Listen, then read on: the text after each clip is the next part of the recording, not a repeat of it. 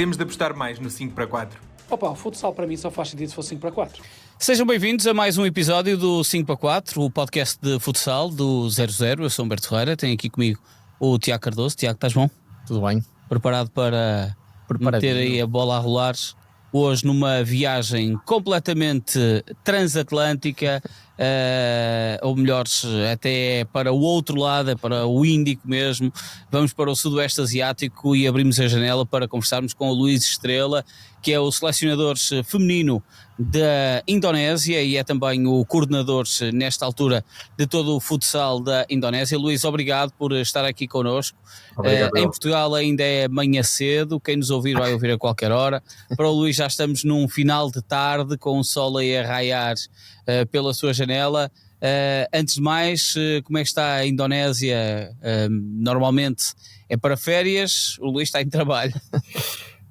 Antes de tudo, dar as boas-vindas ao programa do 00. Falámos em off, o 5-4 representa um momento muito importante para quem gosta de futsal e agradecer ao Humberto e ao Tiago este caminho e a todos os que participaram até hoje na divulgação da modalidade, num sentido bastante leve e sempre com muito gosto da parte de nós que ouvimos o vosso podcast. Antes de tudo, eu não estou na Indonésia, estou na Tailândia, em Bangkok. Certo.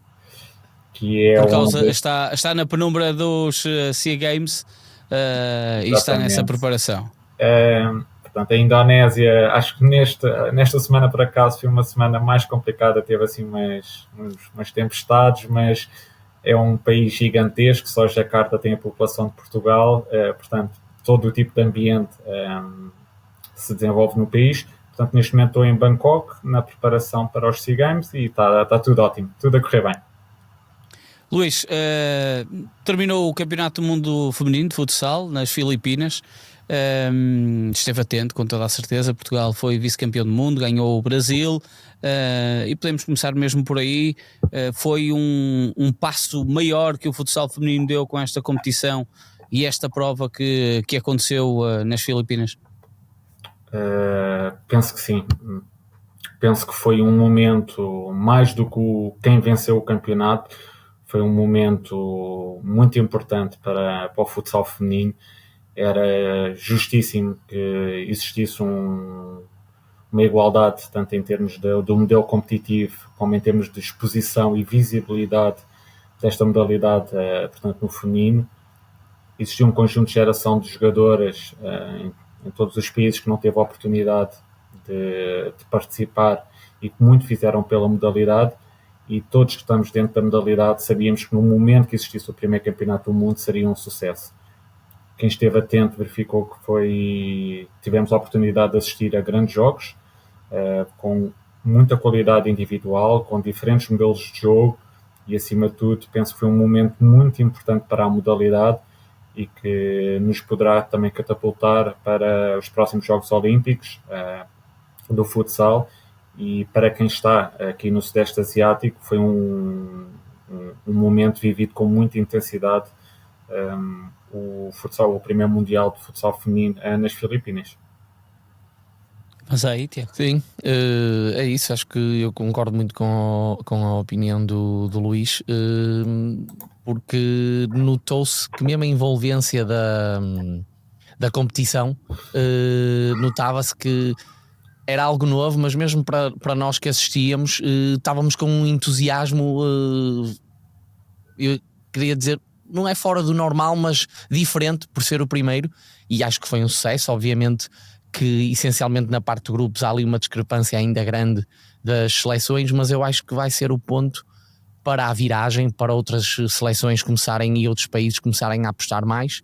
Eu tinha uma pergunta para o Luís acerca disso, se surpreendeu a prestação de Portugal, ou seja, não do chegar à final, que eu acho que entre Portugal, Espanha e Brasil, duas destas iam ser as finalistas, e assim aconteceu. Mas, por exemplo, a mim surpreendeu-me, eu que vi o jogo todo da final, a mim surpreendeu um bocadinho pela positiva a entrada de Portugal. Eu pensei que o jogo fosse ser um bocadinho mais desequilibrado do que o que foi. Obviamente depois da segunda parte nota-se que fisicamente quebrámos um bocadinho, mas eu diria que os primeiros 10, 12 minutos são completamente nossos, e se pudéssemos estar na frente não era escândalo nenhum. A mim surpreendeu-me um bocadinho pela positiva, não estava à espera de uma, não sei se foi um alerta também pelo jogo que já tinham visto com a Espanha, que em 50 segundos fazem 2 gols e quase que arrumam ali com o jogo. Perguntar ao Luís sobre o que achou no geral da competição e da final também. Sim, em primeiro lugar, relativamente à competição, acaba por a fase de grupos, penso que teve alguns jogos interessantes. É verdade que existiu algum desnível entre algumas equipas. O próprio grupo de Portugal tinha 2 equipas um pouco exatamente nível abaixo, mas depois a equipa do Japão era uma equipa forte. Portugal correspondeu muito bem, e todos os outros grupos acabavam por ter jogo mais desequilibrado. Exato, mas respondendo objetivamente, eu penso que Portugal acaba por ter um inteiro mérito no Mundial que faz, porque faz uma fase de grupos 100% vitoriosa, mas mais do que vitoriosa, impõe a sua autoridade, não só individual. Portugal teve muito bem estrategicamente, coletivamente, bem em termos do seu modelo de jogo pressionante, bem com bola, bem nos esquemas táticos, e portanto não facilitou um segundo nos jogos teoricamente mais fáceis. E no jogo com o Japão, Portugal faz uma exibição muito, muito consistente. Acaba por bloquear muito bem a fase de construção do Japão, com uma pressão zona na primeira linha muito, muito asfixiante. Portugal teve muito mérito na fase de grupos. De seguida, o jogo frente à Itália, Portugal é muito competente nos quartos de final. Não dá qualquer hipótese à seleção italiana. E no jogo com a Argentina, Portugal faz uma exibição estrondosa a todos os níveis. Portanto, Portugal teve muito mérito no caminho até à chegada à final. É evidente que podemos sempre falar da questão de Portugal acaba por não apanhar nem a Espanha nem o Brasil até esse percurso, mas foi muito mérito também da prestação. Concordo. E das condicionantes do sorteio. E acima de tudo, desculpa Luís, o que eu acho, e tu tocaste no ponto-chave, para mim, que é nós que jogamos e sabemos que às vezes o mais difícil é manter a concentração e os níveis elevados naqueles jogos em que somos claramente favoritos. Normalmente não é que não se leva a sério, mas é o subconsciente, e acontece quase sempre. E eu senti que Portugal foi super competente, super profissional, e estava 3, vamos ao 4, estava 4, vamos ao 5. Concordo plenamente com essa análise ligadas. Que fizeste. Os atletas senti sempre a seleção muito e acho que o jogo com a Argentina é o exemplo máximo disso. Exatamente. É o exemplo máximo disso. Depois, dividindo um pouco o jogo da final, na minha perspectiva, é um jogo, concordo em absoluta análise que fazes. Os primeiros 10 minutos, Portugal está muito bem no jogo, é um jogo muito repartido. Portugal, se estivesse a vencer, não era escândalo nenhum, mas conhecendo bem a profundidade do plantel Portugal, eu diria que com a composição do quarteto que foi mais utilizado na fase inicial, portanto com a Fifó, com a Ana Azevedo, com a Maria e com a Janice, mais com a Ana Catarina, este quarteto com a Ana Catarina bateu-se completamente igual para igual com o Brasil, certo. E dividiu com a Amandine e com a jogadora brasileira que acaba com a Emily, que era estrondosa e muito perigosa. Eu penso que depois a segunda rotação acaba por ficar um pouco mais... quando existe a segunda rotação acabamos por cair um bocadinho, e esse certo. É um bocado o ponto-chave. Mas Portugal foi muito, muito coeso, foi muito competente, e penso que nos faltou ali alguma felicidade em não termos conseguido concretizar o primeiro gol. E o primeiro gol muitas vezes é determinante. Até sabemos, o nosso colega Pedro Catita está sempre a referir essa questão da estatística. E numa final... Sim, é isso, faz até porque a nível mental a parte da confiança é muito... E depois há lá um lance que a Ana Catarina faz uma defesa estrondosa. Brutal. Com a cara, depois numa recarga, e eu acho que aí também dá um bocadinho mais de confiança à equipa. Depois o Brasil usou e abusou do jogo de pivô quando a jogadora estava lá dentro, eu não me recordo o nome, mas que é acima da média completamente. Ana Luísa é acima da média, e depois não conseguimos aguentar, vamos com 1-0 para o intervalo. Depois a segunda parte começa ao 2-0 do Brasil, e parece-me que animicamente mexeu muito, que depois acaba por mexer com a parte física, não é? Porque quando a gente está com a confiança lá em cima e ainda a dividir, mesmo estando cansados, assim, não. É a cabeça que anda, o corpo nem sentimos o cansaço, mas ali senti que acusamos um bocadinho, o que é normal, e depois foi ali um jogo muito de ram-ram, como se costuma dizer, não conseguimos ter assim tantas oportunidades quanto isso, e o Brasil, depois com a qualidade que tem, conseguiu controlar o jogo a seu belo prazer. Se me permite, só aqui um pequeno detalhe, eu penso que Portugal foi muito inteligente na abordagem tática que fez na primeira fase de construção, porque o Brasil acabou por roubar muitas bolas na primeira linha frente à seleção espanhola, e Portugal acaba por fazer um pouco um jogo mais direto. Jogar mais direto, exatamente. Bolas para a Janice e para a Lídia com Janice, exatamente. Com a mão da Ana. E Portugal não deu esse jogo ao Brasil. E em termos do jogo pivô, a FIFA teve muito bem na marcação às pivôs brasileiras, e portanto o jogo teve muito encaixado. Eu penso que o primeiro golo foi claramente um fator determinante, e faltou-nos, na minha perspectiva, faltou-nos ali um bocadinho de frescura ao longo dos 40 minutos para gerir depois as rotações. E o golo do Brasil, eu estava a ver, e isto é de categoria mesmo, a quebra que a Emily dá nas costas, não sei de quem é, não sei se é da Lídia, se é da Maria, dá uma, é muito bem, e o trabalho da pivô que só lhe pisa ali, muito bem trabalhado, é de um nível muito, muito alto. O problema é que a quebra dela, ela faz uma quebra e depois entra na curta, que foi o que exatamente, e entra na frente, já não tem hipótese. A jogadora portuguesa, quando está a olhar, ela já lhe está a passar na frente. Eu lembro-me de um jogador que tu jogaste muitas vezes contra ele, que era o Coco. Sim. Eu lembro-me do Coco, pelo menos. O Coco fazia, sim, chegaste a jogar contra ele? Sim, o Coco e o Esquerdino, ou se calhar, eu não sei se jogaste com ele também no Benfica. O Paulinho Roxo. O Paulinho Roxo também. E eu lembro-me do Coco, até porque eu depois partilhei balneário de treinos e torneios com ele, e ele fazia-nos sempre isso. A bola estava numa ala, entrava diretamente na outra, quando a gente estava a olhar no caminho, ele já estava a passar à nossa frente a dar a pisada, e nós já estávamos no balneário. E não apanhaste o Del, porque o Del era mais complicado. Eu joguei uma vez contra o Del, mas como não apanhei tantas vezes e o Coco privei com ele, lembro-me mais do Coco, mas esse movimento é incrível. Ele era terrível porque tu controlavas a profundidade, retraías-te e ele depois entrava-te na curta, ficavas morto. E o movimento da Emily é muito bom. Pé esquerdo, pé direito, com outro primeiro. Essa é que é a questão, é que ela finaliza de pé esquerdo e a seguir finaliza de pé direito se for preciso da mesma maneira. Sim. Foi muito difícil de controlar, é um grande gol. Luís, e como é que a sua equipa, especificamente, e como é que, no fundo, foi vendo os jogos e esta parte dos jogos com as suas jogadoras, não é? Estiveram quase também a estar presentes neste campeonato do mundo, e acredito que tiveram aqui com uma espécie de haver um roçado que querem agarrar no futuro, não é? Sim, é um pouco por aí. É verdade, é só de salientar. Portanto, para a Tailândia, para o Irão e para o Japão estarem presentes no Campeonato do Mundo, tiveram na última fase de qualificação, que nós também tivemos, porque fomos vencedores do grupo de qualificação. Nós, infelizmente, acabámos por ficar pelos quartos de final, perdemos com a China, que jogava em casa, e acabou por saber um pouco a pouco. Essa fase final foi feita na China, desculpa Luís, final foi toda feita na China, ok. E nós tínhamos derrotado a China 15 dias antes num jogo amigável por 4-3, e realmente nesse jogo dos quartos de final a seleção chinesa foi mais forte e venceu justamente. Salientar também que a seleção da Tailândia, do Japão e do Irão tem bastante qualidade, mas Portugal no jogo contra o Japão realmente fez um jogo muito competente.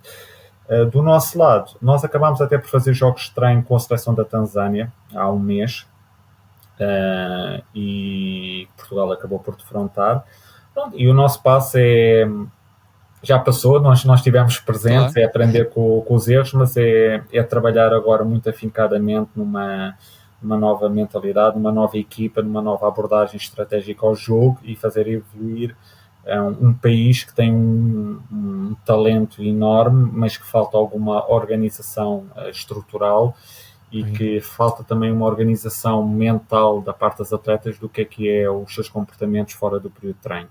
Era isso, Luís, que eu queria muito lhe perguntar. O Luís tem um historial muito forte em Portugal, nomeadamente no Benfica, num patamar altamente profissional, e acredito que quando se atinge esse papel e essas funções, e quando é desafiado para ser selecionador da Indonésia, coordenar todo o futsal da Indonésia, e em especial ser selecionador feminino, que tenha no fundo também pedido essas coisas à sua federação, não é?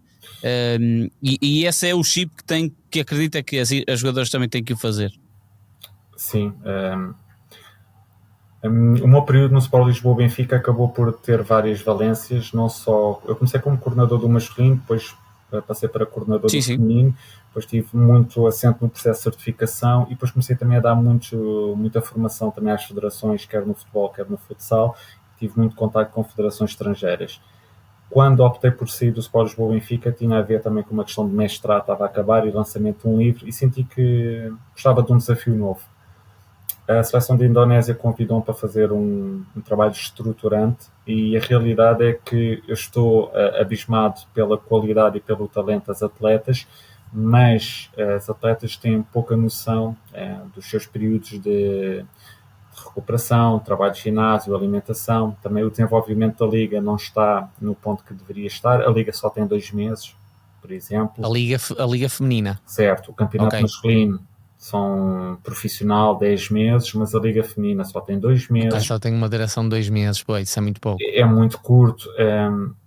É difícil em Portugal ter a noção, mas a Indonésia é gigante. Portanto, são muitas ilhas, é uma população, são 200 e, se não me engano, 230 milhões de habitantes. Portanto, é muito... Como é que tu fazes o scouting nesses 2 meses? O meu scout, um dos trabalhos que neste momento desenvolvo, portanto, basicamente o que eu estou a replicar é um projeto de desenvolvimento esportivo a médio e longo prazo, em que inclui alterações nos modelos competitivos, alterações no modelo de scouting. Faço o scouting quer na Liga, mas também nas universidades, nas regiões, nas escolas e num conjunto de competições. Ao contrário de em Portugal, que as competições são organizadas pela Federação Portuguesa de Futebol, na Indonésia são organizadas a maior parte das competições por entidades privadas. E isto obriga em que muitos dos jogos dão no YouTube ou estão sob a alçada de outras entidades. Nesse momento acaba por ter diferente tipo de desafios. É uma roleta russa, não é? é quase que olhar para o calendário e perceber, será que vou aqui? Será que vai haver transmissão televisiva? Será que não vai haver? É engraçado, eu por acaso este ano estive a tirar o nível 3, o FA, finalizei em julho e estava com os meus colegas e eles diziam, o que é que estás a fazer? E eu estava a ver jogos das universidades e jogos de outras competições, porque está sempre a haver jogos e... Aliás, aqui nos SEA Games está uma atleta de 18 anos e uma de 19 que eu recrutei a verificar no YouTube com um talento enorme que ainda não estava na Liga. Portanto, ou seja, estavam na universidade? Exatamente, mas com um talento enorme. Portanto... mas isso é interessante, porque, por exemplo, aqui é completamente inconcebível ir-se buscar um jogador só à universidade. Já não falha ao radar. Quanto mais é isso, quanto mais não seja. O da universidade já está a jogar federado também. Mas aí para percebermos a realidade e o nível, não é? Tiveste que ir buscar à universidade dos jogadores. Mas repara, Portugal tem muito bem organizados os modelos competitivos, tem os torneios distritais, depois tem as associações das seleções, portanto os jogadores são todos e as jogadoras detectados neste âmbito. Na Indonésia o regime é diferente. É isso, completamente diferente. E, só para finalizar, a seleção da Indonésia era uma seleção muito experiente, com jogadoras já nos seus 30, e para estes SEA Games eu optei por uma regeneração a médio e longo prazo, e então temos 6 atletas sub-25, e portanto foram detectadas neste modelo de scouting. E depois vou-vos só dar um exemplo, não havia a questão da preparação física, não é? As atletas tinham massa corporal acima do peso, não havia o controle do sono, da alimentação, e portanto o problema não era as 2 horas de treino, eram as 22 horas fora do treino. Claro. Sem treino. E foi bem aceito isso? E foi fácil, Luís, de implementar isso? Um dos fascínios, uma das razões porque eu estou muito feliz no Sudeste Asiático e que eu não tinha noção, e é difícil transmitir por palavras, tem a ver com o respeito e o reconhecimento que todas as pessoas, entidade federativa, jogadoras, população em geral, tem pelo treinador ou pelo coordenador. Nós somos tratados quase ao nível do imperador. Um treinador, alguém que tem muito conhecimento, é visto aqui como um imperador máximo. E, portanto, olham para nós como alguém que está a partilhar conhecimento e existe um respeito muito acima. É um contexto diferente de Portugal, porque... Desculpa, Luís, enquadra-se um bocadinho no que nós conhecemos também da cultura, por exemplo, nós vemos nas equipas de tudo, não só de futebol, mas tudo que é o Japão, que normalmente é o exemplo de um profissionalismo tremendo, e quando veem que é alguém que vem para ajudar, até agradecem, mas agradecem porque eles percebem que querem melhorar e que aquela pessoa está ali para fazer isso, e nem sequer reclamam, por assim dizer, e ok, vamos fazer isto. Agora, obviamente que a Indonésia não tem o nível do Japão, estou a dizer no geral, não só no feminino, mas no geral. Mas, ou seja, é o mesmo sentimento que eles têm, é isso que tu vês? Completamente. Daves o que eu sinto na cultura europeia, por exemplo, em Portugal. Nós olhamos muito para a questão do resultado, não é? Há um jogo, certo. Quem ganha, quem perde é o pior, e certo. O jogador ou não tem qualidade, ou perde 2, 3 jogos, é tudo em causa. O processo interessa pouco. Exatamente. É outra realidade aqui.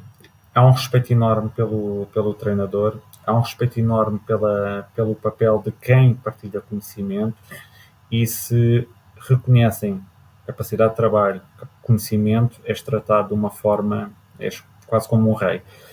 E são diferentes realidades. Fiquei muito maravilhado e muito sensibilizado com a forma como incorporam as tuas ideias, e tenho tido todo o espaço da Federação para incutir novas formas de otimizar a equipa, e isso, para um treinador ter um propósito e ter um contexto que se sinta valorizado, é determinante. E desculpa, sentes que as jogadoras então estão a receber isso e estão também a começar a aceitar mudar os seus hábitos? Exatamente.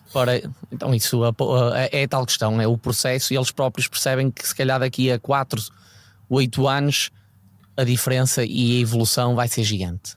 Sim, simples questões como a hidratação, nutrição, foi algo que foi muito importante e que nós modificámos e que alterou a capacidade física das nossas atletas. Agora, para esta competição, fizemos um trabalho de preparação física de 3 meses, de controle da massa gorda, e de um trabalho individualizado de preparação física para as atletas selecionadas, e elas estão num nível físico que não estavam há 4 meses.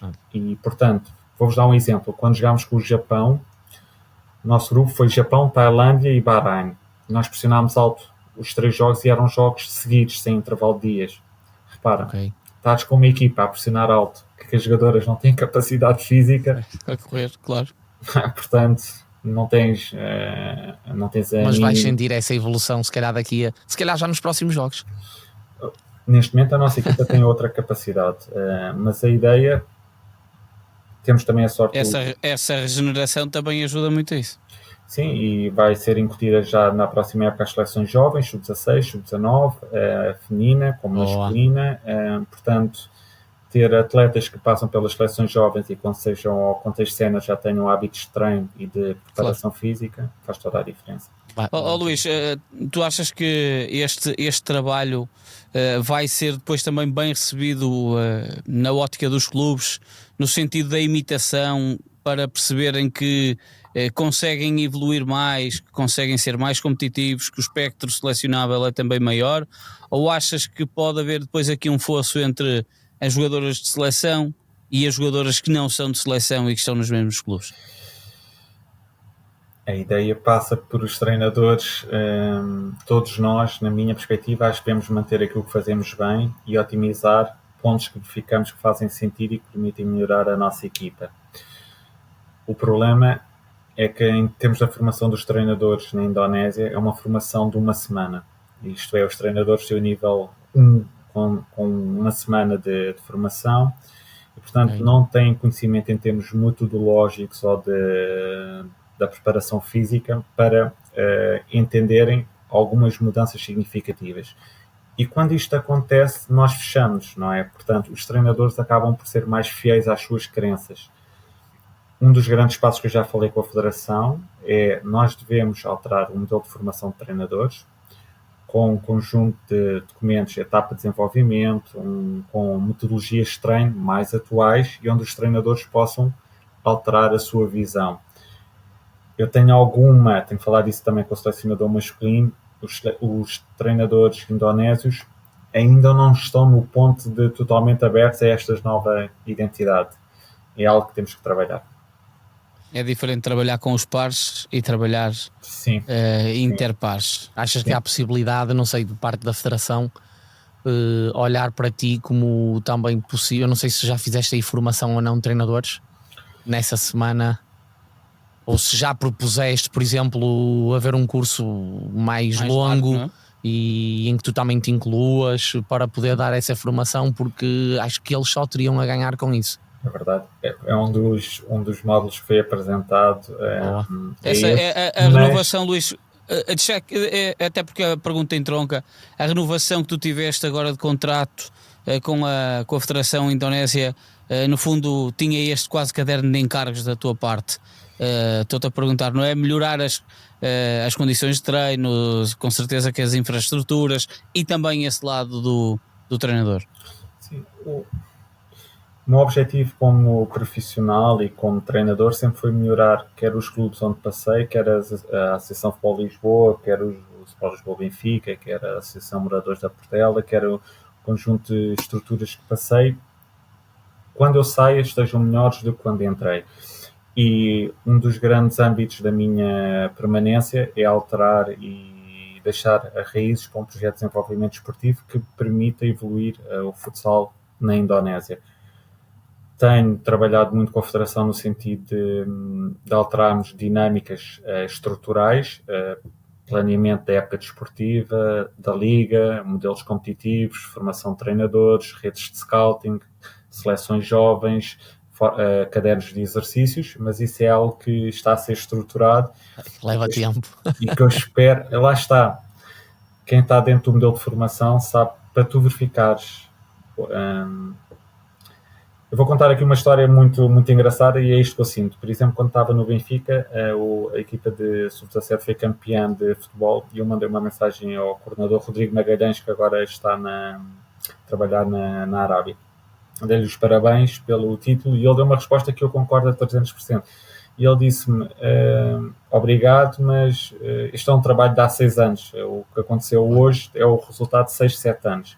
O mais importante num trabalho estruturante é haver paciência para médio e longo prazo e não procurar resultados no primeiro e segundo ano. Porque se nós olharmos para uma geração de base sub-13 ou sub-8, ela tem que chegar ao topo da formação para depois mostrar. Exatamente. Não é? Não adianta ser campeões no sub-13 ou sub-15 e depois... Depende. Vais ser campeão com que tipo de jogadores? Os jogadores mais fortes fisicamente ou os com mais talento? Porque muitos treinadores... Não adianta se isso acontecer se daqui a 4 anos esse processo não se desenvolveu no mesmo âmbito, por assim dizer. Um dos pontos que tentei incutir até no Sport Lisboa Benfica foi a questão de as equipas B ou as equipas primeiro ano não serem vistas para ganhar, mas sim para desenvolver os atletas que fisicamente não estavam tão desenvolvidos, mas tinham muito talento. E o mais importante não era a questão de vencer o jogo, era dar tempo de jogo com o processo, com a questão dos atletas terem bola no pé, de procurarem a sua técnica individual, e nós temos de darmos tempo ao talento para se desenvolver.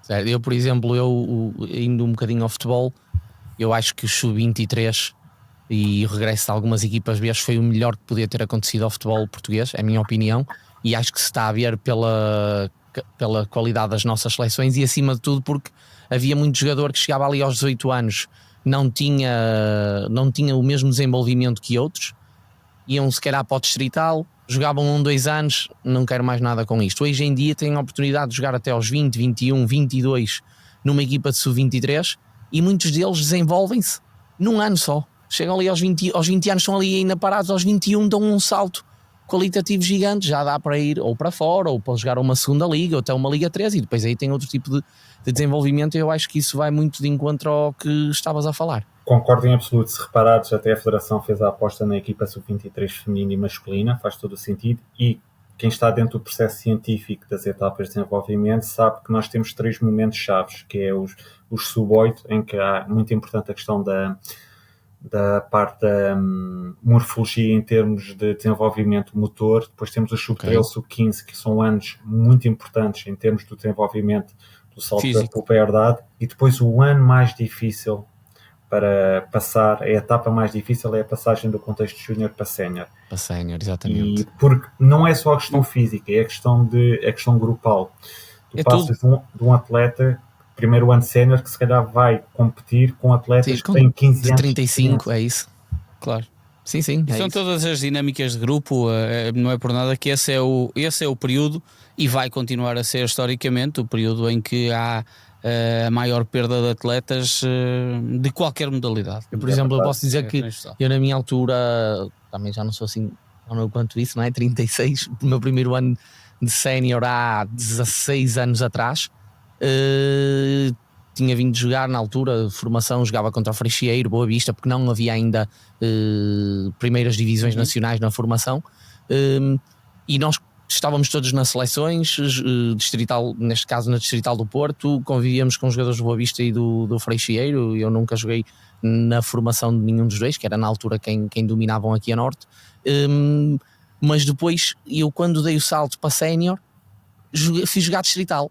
Quem estava comigo na seleção de Boa Vista e Freixeiro deram um salto de sénior, jogaram uns de primeira divisão, outros de segunda, e eu fui jogar para a primeira distrital ou para a segunda distrital, que na altura era a última. E eu posso dizer, ao dia 2, já há muitos anos digo, que foi difícil, mas ao mesmo tempo eu acho que foi um dos meus melhores anos para crescer. Eu joguei contra muitos jogadores de 34, 35, com muita ronha, e mesmo a partilhar o balneário. Eu passei de partilhar o balneário com miúdos da minha idade para partilhar o balneário com 25, 27, 30, 35. Ainda hoje digo que foi das minhas melhores experiências. Hoje, isto para ir de encontro ao que estavas a dizer, que é o ano mais difícil, eu também acho que sim, é ali a passagem de sub-18 ou sub-19 para sénior. É, porque estamos habituados sempre ao sucesso, e nesse contexto muitas vezes temos que lidar com insucesso e frustração. E mais digo, penso que muitas vezes há atletas que a carreira é determinada pelos 2 primeiros anos de sénior, e muitas vezes os atletas ou as atletas vão à procura do clube da primeira divisão, mas que não lhes vai proporcionar muito jogo, quando na minha perspectiva até fazia sentido um passinho atrás, ter muito tempo de jogo, segunda divisão, terceira divisão, mas a jogar, a desenvolver-se, porque se desenvolver com a qualidade que tem.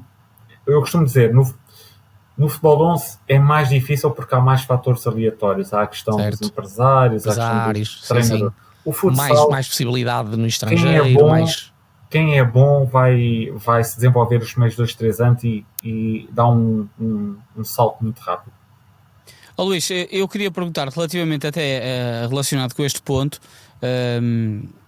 o futsal feminino, tal como qualquer desporto no feminino, tem ainda mais dificuldades, porque são menos atletas, grande parte delas não é profissional do futsal, e tem que ter um trabalho paralelo, e eu acredito que depois também existe essa dificuldade da carreira dual para conseguir ter uma performance de alto nível. Como é que é aí na Indonésia? E até pergunto, numa segunda pergunta, se essa regeneração que tu sentiste necessidade de fazer na tua seleção também esteve relacionada com esse fator. É uma excelente questão. Muitas das atletas estão no curso de desporto. A verdade é que conseguem equilibrar aqui os cursos de desporto com os períodos competitivos da seleção, mas também temos um segundo grupo onde as atletas vivem do futsal e, portanto, do seu rendimento nos clubes e do seu rendimento que obtêm com a seleção. E, portanto, eu acredito que, seja em Portugal, seja na Indonésia, devemos equilibrar o plano A com o plano B. Isto é, não é por ser um atleta de alta competição que não deva ter um plano B de backup e que consiga seguir com os cursos, com as pós-graduações e tentar sempre evoluir, porque o futsal nós nunca sabemos até qual o momento em que poderá acabar. Respondendo à segunda questão, A visão da regeneração, eu sempre gostei de apostar em atletas jovens, seja no masculino ou no feminino, e para lançar a juventude com experiência. Existe muito talento, não existia muita cultura na Indonésia de apostar na juventude, era sempre as atletas mais experientes, mas nós necessitamos de atletas com outra capacidade física, com outra capacidade de pressão, e encontramos atletas com talento, com outras capacidades motoras, e a aposta mas desculpa, tu achas que esse estágio da vida também ajuda bastante a que haja uma predisposição maior? para... No fundo, a atleta mais nova está mais preparada, se calhar, e desafiada para os novos métodos, os novos treinos, e a atleta mais velha, eu já estou a terminar e portanto não estou para isto. Mas era aí também, já agora deixa-me só deixa-me que eu ia fazer a pergunta que disse que é, a atleta mais velha recebeu bem essa nova ideia? Algumas a ideia querem de ficar em casa, não é?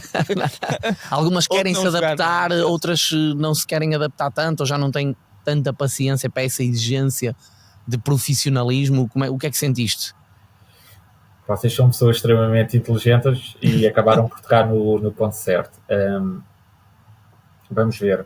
É evidente que uma atleta mais experiente, com mais anos de hábitos antigos, tem uma dificuldade maior em alterar procedimentos que fizeram a carreira toda. Isto é, se eu digo a uma atleta que tem que modificar a alimentação, fazer um trabalho de plano físico, cuidar-se, ter cuidado com o sono, fazer um tipo de gestão de cuidado com o corpo que nunca o fez, a atleta mais nova tem muito maior facilidade em, ok, vamos a isso. Vamos, e no fundo há uma ideia, há uma visão. O que foi aplicado basicamente foi feita a avaliação corporal em termos também da estrutura física, e foi colocado patamares e valores que elas tinham que atingir. Houve atletas que conseguiram beber bem a ideia e alterar os índices físicos. As atletas que não o conseguiram fazer, por mais talento que tenham, também ficam atrás, porque hoje em dia, vocês sabem melhor que eu, o futsal está muito físico, não é? Claro, certo. Portanto, talento quem não acompanha tem dificuldade, é isso. Está muito físico. E, portanto, as atletas mais novas têm maior predisposição. Mas, são mais fáceis de moldar. É preciso andar, não é? Como se diz, é preciso andar. É verdade. Eu tinha mais duas questões para o Luís, que uma era ainda sobre futsal, que é comparativo. A outra vai ser o destino de férias? Não. São duas. Não. Eu não posso mas sair a da parte do futsal é mesmo como é que é vista, quer a liga feminina, e aqui também queria puxar um bocadinho a liga masculina. Como é que é vista, como é que vês a liga masculina? Eu não tenho grande conhecimento da liga masculina, mesmo até em termos de estrangeiros treinadores. Há treinadores estrangeiros no feminino e no masculino. Sentes que desde que estás aí, que quer uma quer outra evoluíram? E depois seria, não sei se tens alguma não, ainda tenho para fazer a pergunta, sim. Pronto, então depois, porque eu depois queria ir também só fazer uma pergunta básica de como é que foi a adaptação ao país, como é que é o dia-a-dia e a cultura. Bom, relativamente à liga masculina da Indonésia, contextualizar. A seleção da Indonésia neste momento é treinada por um treinador espanhol de topo que chama-se Héctor Salto. Até há pouco tempo a seleção de futebol era treinada por Patrick Kluivert e com o coordenador técnico Van Gaal. Portanto, existia um investimento muito grande da Federação da Indonésia. É comum, o futebol e futsal é a mesma, é comum em Portugal, por exemplo. A seleção da Indonésia venceu a seleção do Japão e perdeu 4-3 há um mês com a seleção da Argentina, vice-campeã do mundo, no torneio das 4 nações. Portanto, é uma seleção que está em franco desenvolvimento, a liga é profissional, os atletas indonésios são predispostos para o futsal, são muito talentosos, são muito explosivos, e faltava-lhes alguma organização tática que está a ser neste momento estruturada, e é uma seleção que eu acredito que tem uma margem de crescimento enorme. A liga é profissional, tem treinadores de topo, tem aqui o treinador este ano Lacerda, e tem o treinador campeão da liga o ano passado, Rios, espanhol, o ano passado, tem jogadores estrangeiros de muita qualidade, e portanto é uma liga masculina com... Vocês viram, por exemplo, que o jogo Indonésia contra a seleção australiana bateu o recorde de espectadores do mundo com 15.300. Sim, certo. A final do campeonato indonésio masculino parecia o pavilhão Atlântico cheio. Portanto, é uma loucura o futsal. No masculino está muito bem desenvolvido. O feminino está neste momento, não está nesse patamar. É uma liga com 2 meses. Para a próxima onde é que tu querias colocar, na tua estruturação e no teu pensamento dos quadros competitivos, onde é que tu gostarias de colocar o futsal feminino? Eu gostaria de colocar o futsal feminino da mesma forma do masculino e da mesma forma que para mim faz sentido em qualquer federação, que é um modelo competitivo de 10 meses ou 11 meses, é onde existe um mês de férias e existe intervalado com períodos de seleção nacional. Portanto, repara, eu vou-vos dar um exemplo. Quando nós fomos à seleção da China competir, as nossas atletas tiveram 3 meses sem campeonato e nós competimos contra o Japão e contra a Tailândia que estavam a decorrer o campeonato. Porque o jogo é diferente, não é? Certo, claro, completamente. Portanto, eu penso que faz sentido ter um campeonato. Agora o próximo passo é passar de 2 meses e meio para 6 meses, mas o que faz sentido é ser o ano 10 meses certo, e falados com os períodos FIFA, que é para ter o ritmo competitivo. Portanto, este é o ponto-chave. Desenvolvimento dos treinadores, desenvolvimento das seleções jovens, desenvolvimento das redes de scouting, fazer um projeto de desenvolvimento esportivo a 6 a 8 anos e fazer um trabalho de base. No feminino também já há treinadores estrangeiros ou ainda não? Ainda não. Okay. Treinadores que eu tenha conhecimento estrangeiros no feminino ainda não. Sei que após a minha presença aqui já houve alguns contactos e porque eu não fazia a mínima ideia, mas neste momento o treinador português, fruto da qualidade do treinador português no futebol e no futsal, é visto aqui como o melhor treinador do mundo. Okay. O trabalho do Missa Jorge Brás, Nuno Dias, Joel, Mário Rui, todos os treinadores, Tiago Pelito, todos estão no estrangeiro. Certo. O trabalho da nossa seleção no futebol, no futsal, neste momento nós somos vistos como os melhores treinadores, superamos os treinadores brasileiros e espanhóis. Portanto, há uma curiosidade, há um desejo muito grande de beber do treinador português. E tem agora aí um exemplo, que és tu, que essa renovação também diz isso. E vai dar efeito. Exatamente, ou seja, a partir do momento em que veem que o trabalho está a ser feito, vão querer perceber se há mais, que há, e não tenho dúvidas nenhuma, tu também tens sido o maior exemplo para desse lado na Ásia olharem para os treinadores portugueses, exatamente. A certificação desse. E já agora agradecer também por isso, porque estás a levar a nossa bandeira e a bandeira da modalidade e da organização e da qualidade para aí, e que não tenho dúvidas nenhumas que vais abrir portas para outros treinadores portugueses para ir para a Ásia. Agradecer as palavras. Engraçado tocares nesse ponto, não por mim, mas há algo que eu penso que nós, treinadores portugueses, temos de dar um passo em frente, que é o que eu tenho sentido. Nós somos vistos como os melhores treinadores do mundo, mas devemos, na minha perspectiva, cada vez mais trabalhar no sentido em equipa, de procurar o bem de cada um de nós e perceber que o sucesso de A é o sucesso de B, o sucesso de C é o sucesso do outro treinador. E, na verdade, nesse ponto, eu noto que, por vezes, ou os treinadores espanhóis ou brasileiros funcionam mais coesos. Ok. Tendo a realidade do que está a acontecer aqui no Sudeste Asiático, nós, neste momento, somos vistos como os melhores treinadores do mundo. Ponto. E o facto de ter feito um ano de qualidade e não tive muitas férias, mas procurei não só o trabalho de campo, mas um trabalho estruturante. A Federação reconheceu, fez uma proposta de 3 anos, e eu penso que qualquer treinador português que venha trabalhar aqui para o Sudeste Asiático não tem a mínima noção da qualidade e do reconhecimento e do propósito que vai encontrar deste lado. Vai ser muito, muito feliz a trabalhar aqui. Pode ser que esta entrevista também sirva, esta conversa sirva para muitos treinadores portugueses sentirem-se à vontade e desafiados para, até porque nós somos um povo que arrisca, e de imigrantes, e que tem conquistadores, e que tem essa veia e se temos muitos jogadores que vão para fora e também treinadores até noutros tipos de modalidades e no futebol, que se arrisque mais, e até pode ser que alguns clubes, e acredito que isso comece a acontecer, comecem a contactar alguns clubes indonésios para se calhar algumas recomendações de treinadores. Claro.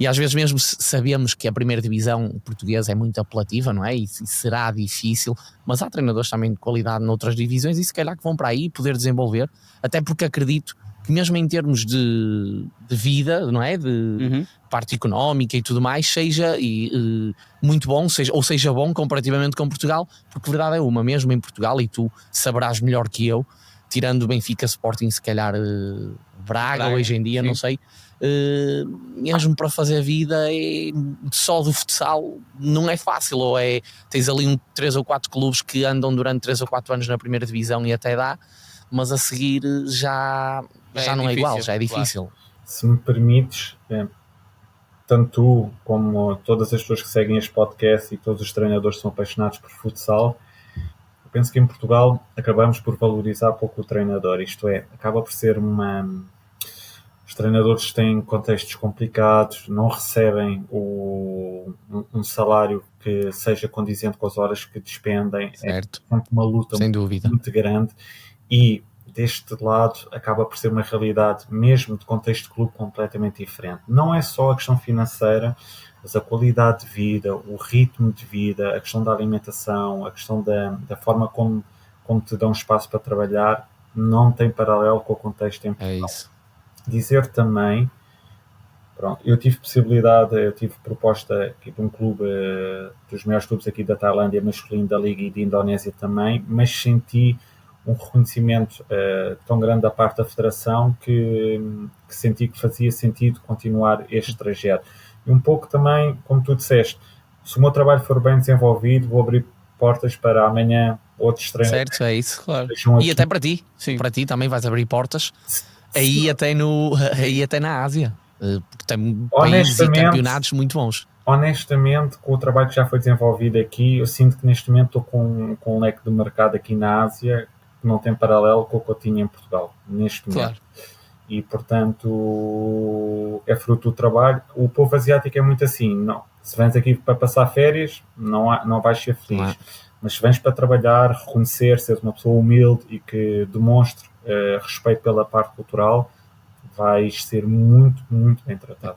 É como tu dizias, eles olham, e neste caso para ti, mas para todas as pessoas que têm essas características que tu disseste, não é? Que vão aí para trabalhar e tudo, olham mesmo como alguém, como quase o imperador, e tratam-nos como tal. Luís, tenho 2 perguntas muito rápidas relacionadas com o futsal para te fazer ainda, até porque o teu tempo é contado naturalmente. Eu estou com tempo, por acaso, agora. Tens as tuas missões.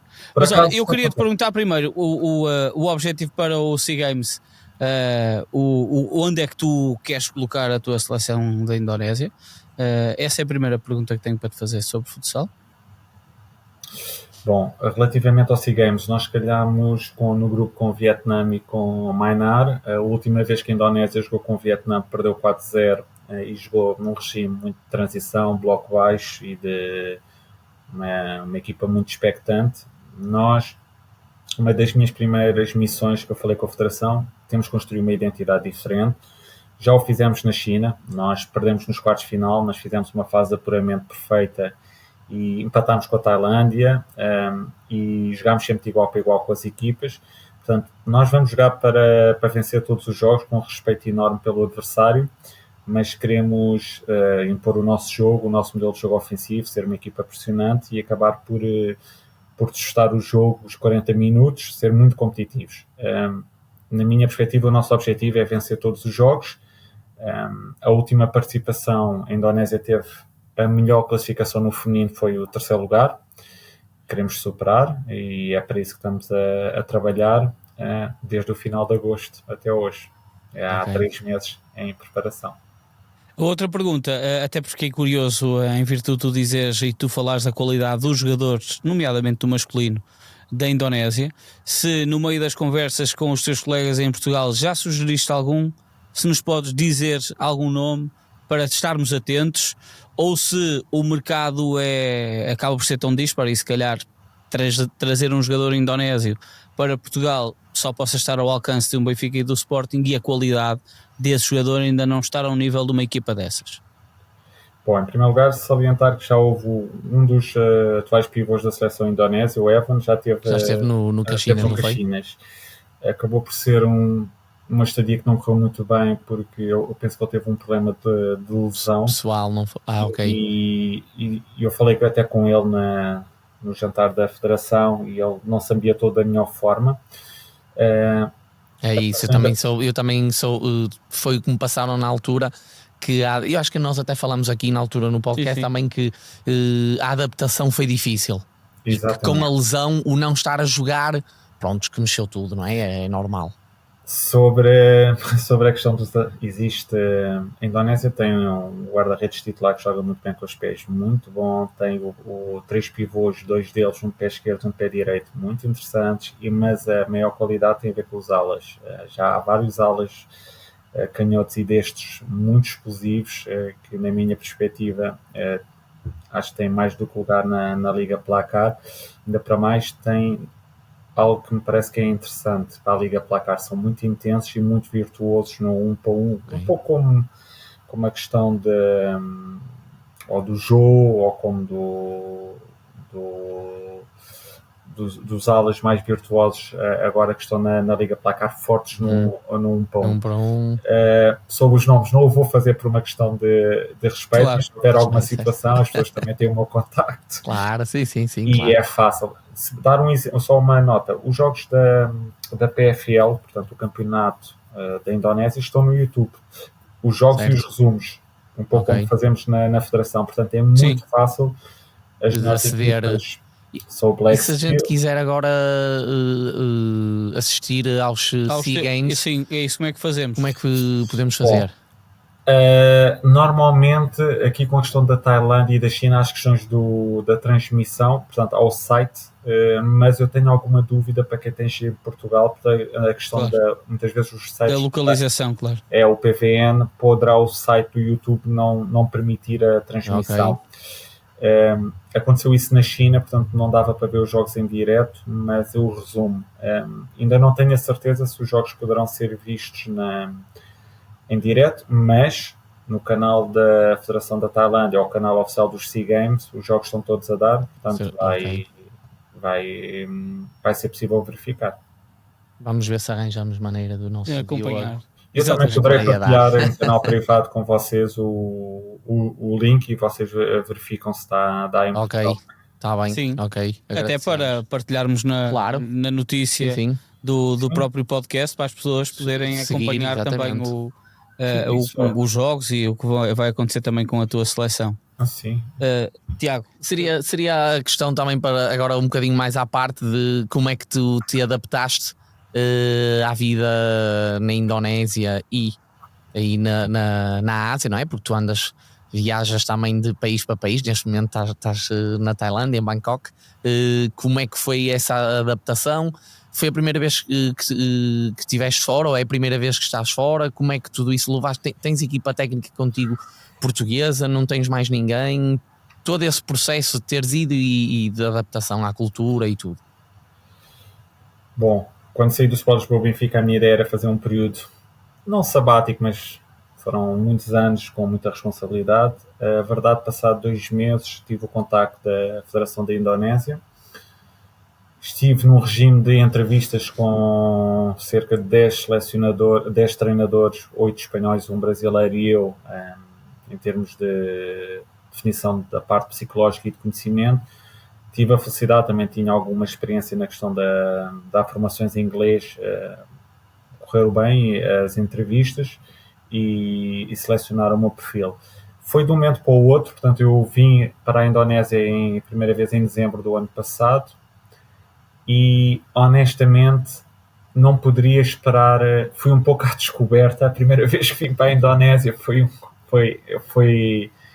voo 19 horas, portanto fui 7 horas para Doha, depois 12 horas para Jakarta e depois cheguei a Jakarta vamos só ali ao edifício da Federação assinar, que é aqui perto, 2 horas de carro.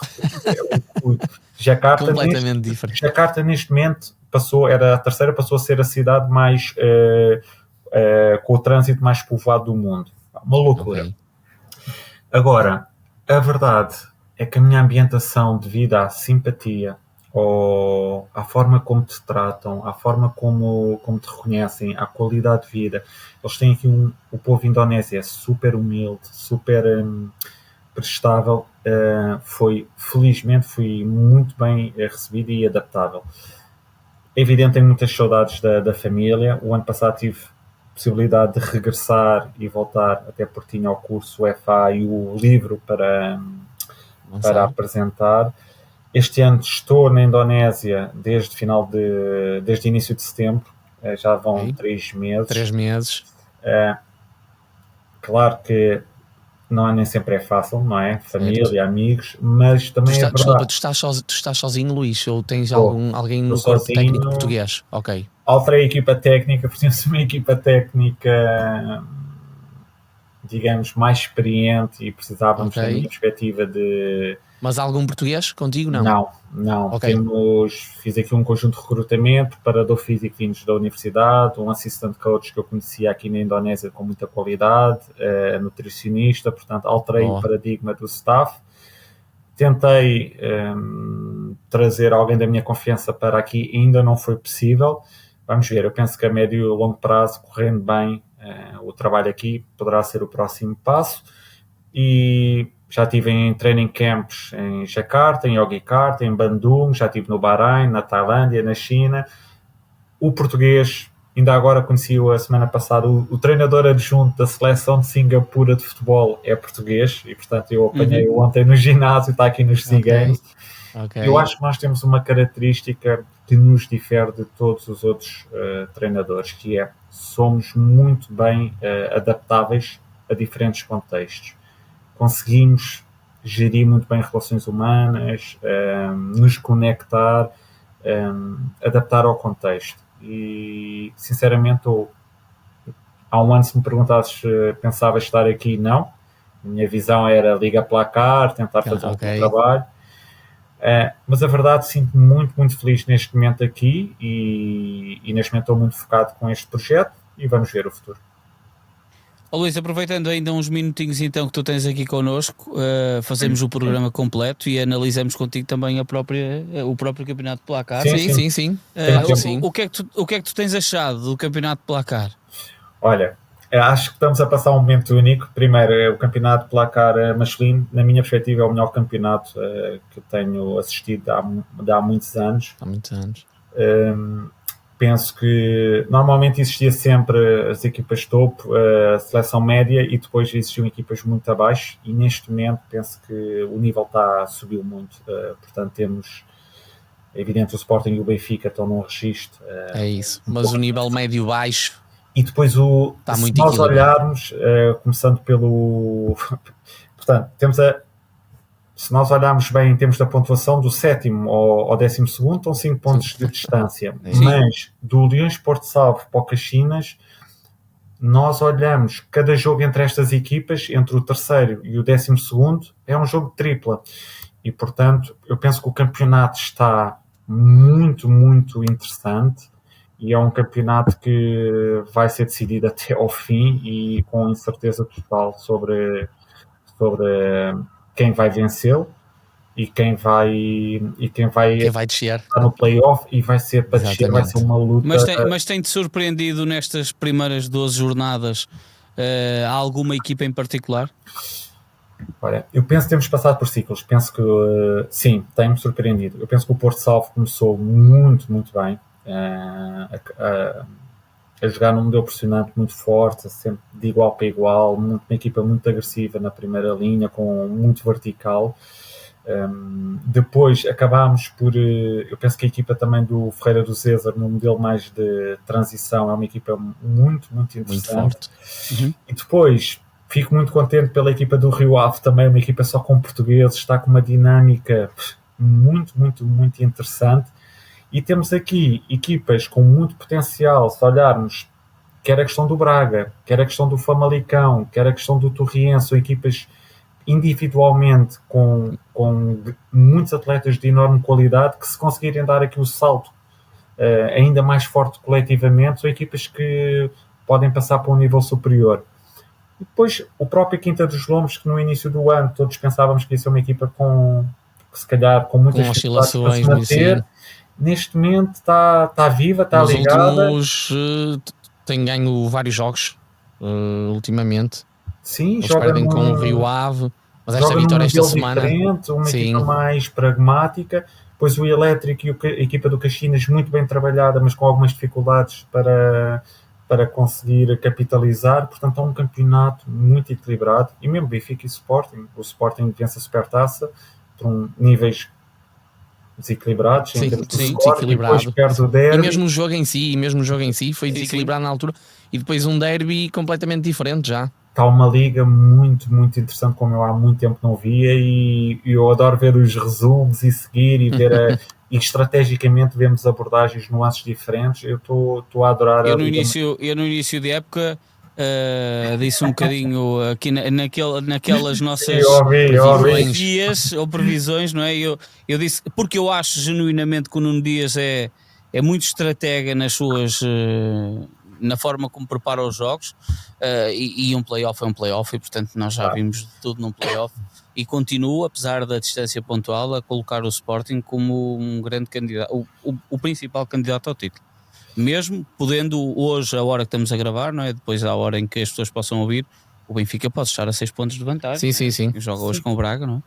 Sim, eu penso que estamos a passar por um momento onde tanto o Sporting como o Benfica são equipas. O Sporting, vamos verificar se este é o plantel, né? Pode haver aqui outro retoque no mercado. Nós já lançamos aí os Pronto, o Benfica tem uma geração também nova de atletas que estão a crescer, que também têm dado aqui uma intensidade muito alta ao jogo. A tal questão do processo, sim, que o Benfica está a fazer há cerca de 3 ou 4 anos, quando foi buscar, por exemplo, aquela base do Caxinas, mais o Kucic e o Silvestre, ou seja, e está a ter agora os frutos. O Cassiano com um modelo de jogo muito mais também intenso, físico, e portanto o campeonato está muito, muito vivo. E vocês falaram nesse ponto o ano passado, penso que o fator Champions também pode animicamente aqui dar ter um fator decisivo na forma como o campeonato se vai desenvolver, porque em termos do desgaste físico, a equipa que não passar agora agora pode fazer diferença ali naquela altura da Final Four, depois o próprio europeu, os jogadores exatamente, o europeu agora vão mais rodados, sim, isso vai mexer com tudo, é verdade. Mas se me permites, só o meu grande estímulo e aquilo que eu fico muito contente é ver que as equipas estão muito mais competitivas. Qualquer equipa, o treinador é muito bom, as equipas preparam muito bem os jogos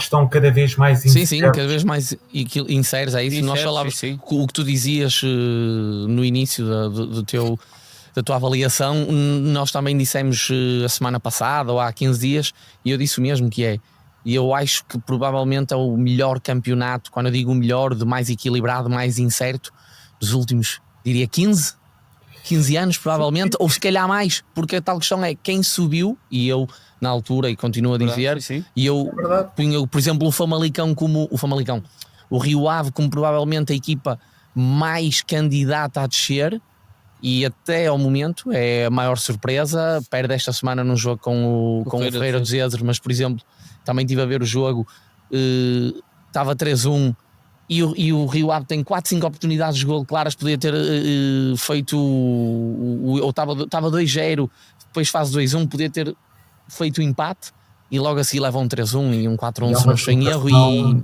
é uma viagem também complicada, mesmo para o desgaste físico. Eu não sei se foram certo, dia.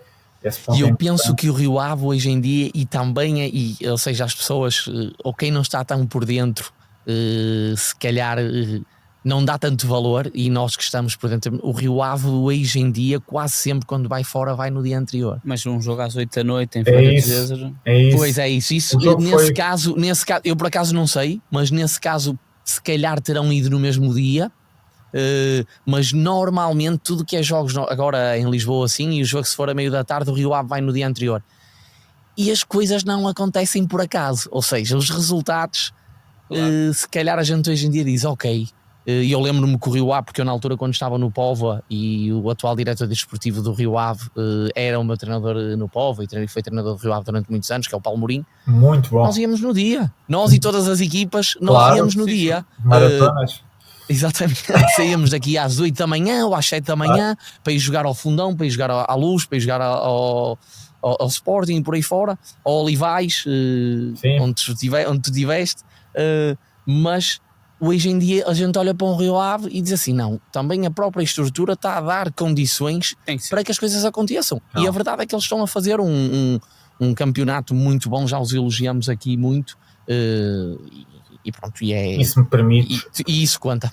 Isso me permite, eu por acaso no curso de treinador tive com um dos formadores, foi o treinador do Caxinas, Nuno Silva, e o Paulo Moreira também do Porto Sal, e nós notamos, os treinadores neste momento são muito bons, preparam muito bem. O treinador português neste momento está, na minha perspectiva, está claramente na vanguarda, na ribalta. Somos, e eu tenho falado muito aqui, tenho trocado impressões com treinadores. Ainda ontem estive com o Edgar Baldassi, que teve 8 anos, era o adjunto do Marquinhos Xavier, no Carlos Barbosa, e estive com o Lacerda, um treinador muito conceituado no Brasil. A nossa metodologia de treino hoje em dia está no top.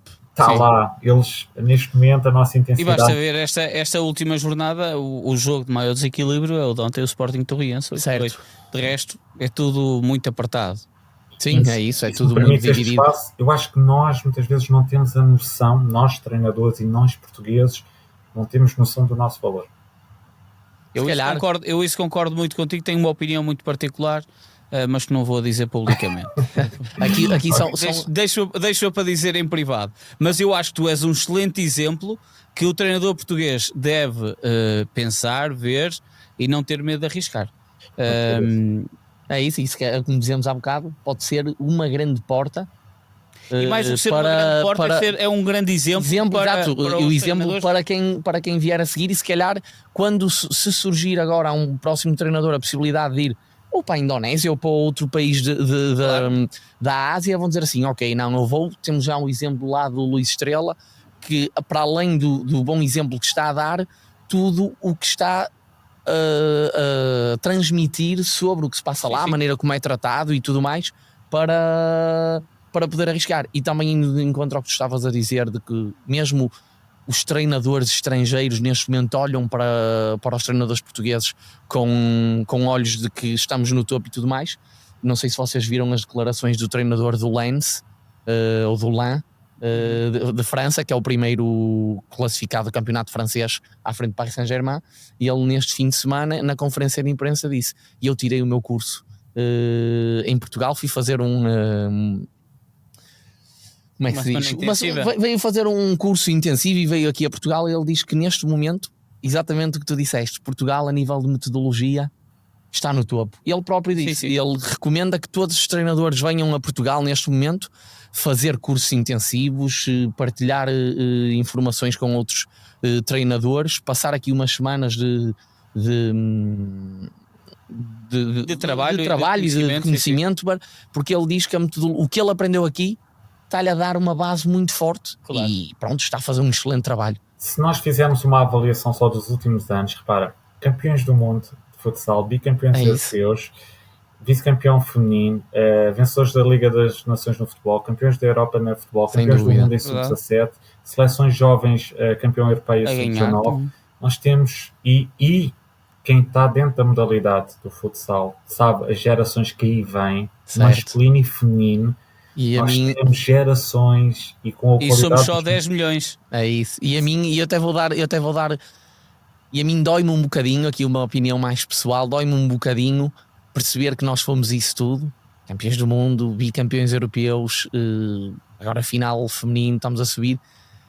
E acho que o nosso futsal, a nível interno, devia estar a um nível ainda muito maior, a nível de organização, de condições... Porque se nós, da maneira que estamos, conseguimos esse tipo de resultados já, e eu acho que ainda não se olha a nível estrutural para as segundas e as terceiras divisões da maneira que se devia de olhar, a nível da organização, financeiro e tudo mais. Por exemplo, falando um bocadinho, para mim é inconcebível, e tu estás por dentro também, haver uma equipa, um clube neste momento com a organização que o Boa Vista está na segunda divisão. A ir buscar jogadores ao distrital porque não tem condições para mais, e como tivemos, por exemplo, nos últimos anos na primeira divisão, a situação do Azemeiros na altura, a situação do Candoso. Acho sinceramente, e nós já falámos, acho que para um país como o nosso, uma federação tão boa como a nossa, com os resultados que tem,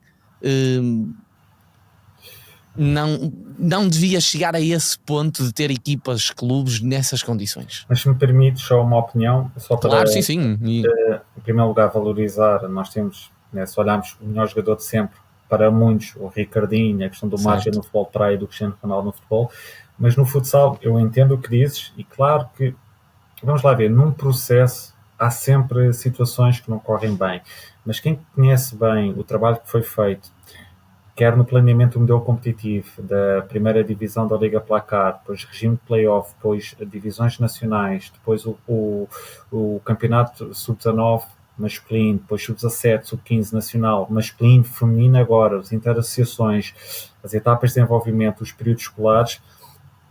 Temos estruturalmente o próprio secretário de Estado do Desporto, Pedro Dias, neste momento, que foi um dos grandes responsáveis por esta divisão, sem dúvida, da Federação. E isso deu-nos esses títulos todos que nós falámos.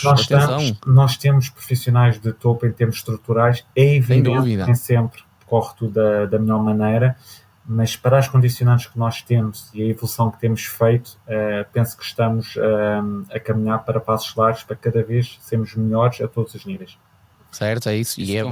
E a verdade é que isto é uma mágoa pessoal no sentido em que abaixo da primeira divisão há sempre um outro caso, e tu sabes, não é visto da mesma maneira, e é nesse sentido, porque de resto obviamente o trabalho que tem sido feito a nível de tudo que tu falaste agora e enumeraste, os títulos e os resultados estão aí, e deve-se muito aos últimos 8, 10 anos do que foi reestruturado na Federação. É um trabalho top, isso não há dúvida nenhuma.